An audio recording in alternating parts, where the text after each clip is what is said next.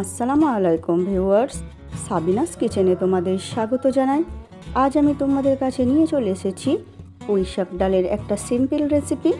Simple হলেও এই recipe খুবই দারুণ হয় খেতে। এইভাবে তোমরা একবার বানিয়ে দেখো, আশা করছি তোমাদের খুবই ভালো লাগবে। Yes.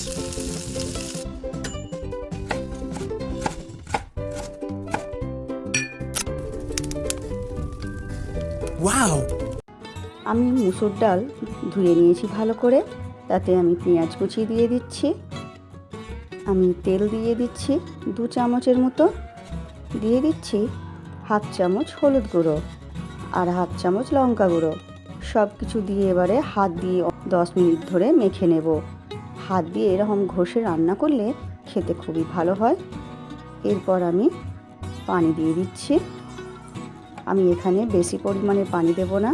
এরপর আমি শাক দিয়ে দিচ্ছি, পুঁই শাক কেটে ছোট ছোট করে কেটে দিয়ে একটু নেড়ে দিয়ে এরপর ঢেকে আমি গ্যাসে বসিয়ে ঢেকে হতে দেব।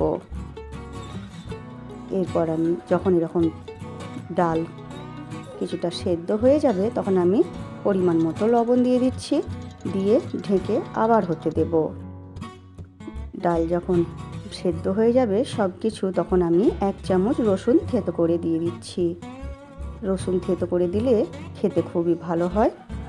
এইভাবে তোমরা একবার এই সিম্পল রেসিপিটি করে দেখো, খুবই দারুণ হয় খেতে।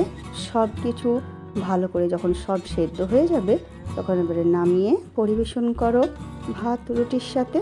আমার রেসিপিটি তোমাদের কেমন লাগলো কমেন্ট করে জানিও। ভালো লাগলে বন্ধুবান্ধবের মাঝেও শেয়ার করে দিও।